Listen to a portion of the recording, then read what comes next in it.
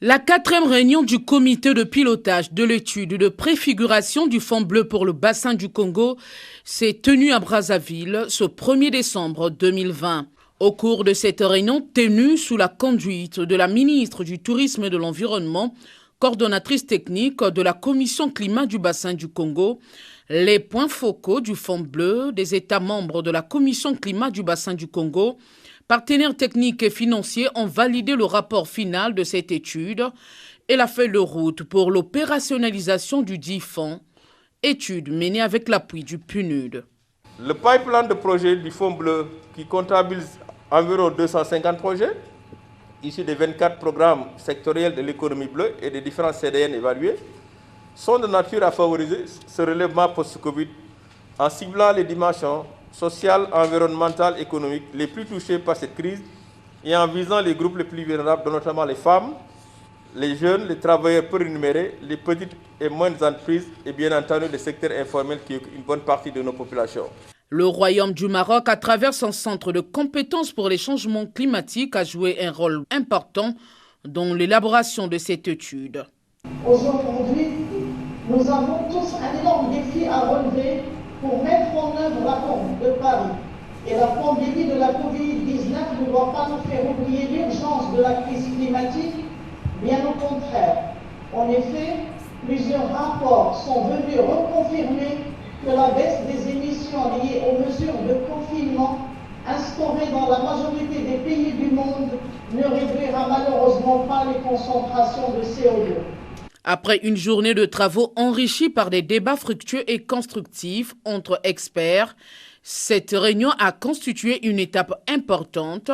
car elle a abouti à un processus porté depuis plus d'une année, a indiqué la ministre du Tourisme et de l'Environnement, coordonnatrice technique de la Commission climat du Fonds bleu pour le bassin du Congo. Le Fonds bleu pour le bassin du Congo,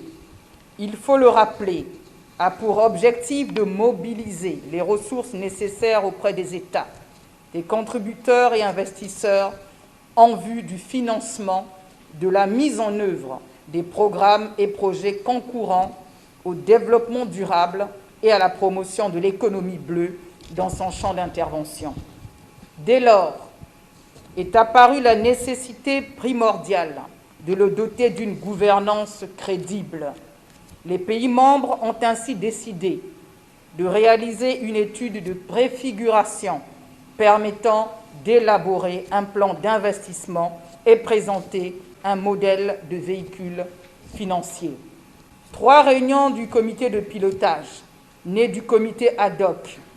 et composé des points focaux des pays membres de la Commission climat du bassin du Congo, ont permis notamment de valider le rapport d'initialisation de l'étude de préfiguration produit par le consortium, examiner et d'amender les premières versions du pipeline des projets pour le lot 1 et du véhicule financier de son schéma de gouvernance pour le lot 2. Aujourd'hui, le plan d'investissement de la Commission climat du bassin du Congo, qui s'appuie sur les contributions déterminées nationales des États, a une contribution de près de 254 projets dans le cadre de ce plan d'investissement climat de l'économie bleue, évalué à près de 9 milliards d'euros aujourd'hui. Après la validation du rapport final de cette étude et de sa feuille de route pour son opérationnalisation par les experts,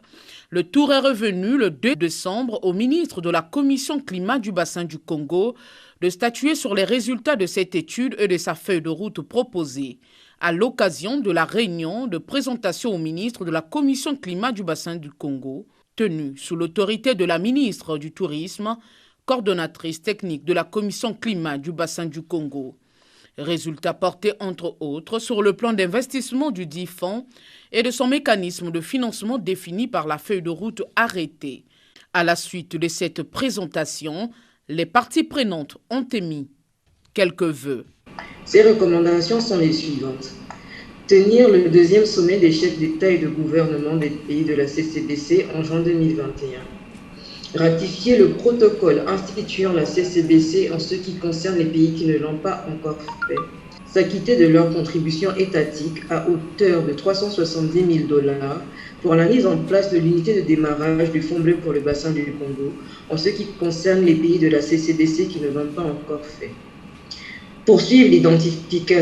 l'identification des projets pays à inscrire dans le pipeline des projets à financer par le fonds. Solliciter du gouvernement de la République du Congo la dotation d'un siège au profit de la CCBC au plus tard en mars 2021 et la signature d'un accord de siège avec cette institution. Déclarant clos ces travaux au nom du président de la République, président de la Commission climat du bassin du Congo, la ministre, coordonnatrice technique de la Commission climat du bassin du Congo, a indiqué que grâce à ces résultats, l'objectif a été atteint. Avec l'étude de préfiguration, nous disposons d'un outil de gouvernance et d'un pipeline de projets bancables issus de nos contributions déterminées au niveau national. Nous serons donc à même, à travers la mise en œuvre de ces projets, de concilier le développement économique et la lutte contre les changements climatiques, l'une des principales missions assignées aux 3 commissions.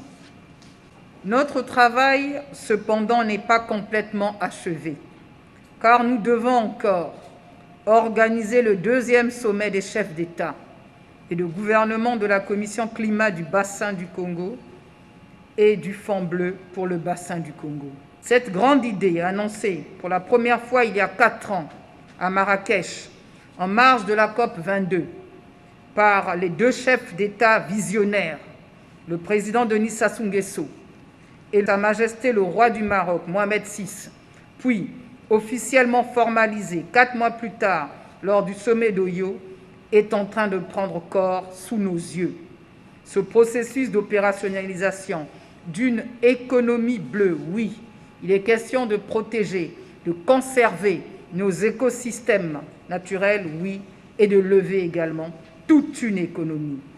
Et cette économie bleue, inclusive et solidaire, démontre, s'il en est encore besoin, que notre continent sait trouver en lui des solutions à la fois adaptées et innovantes aux défis existentiels qui se posent à lui.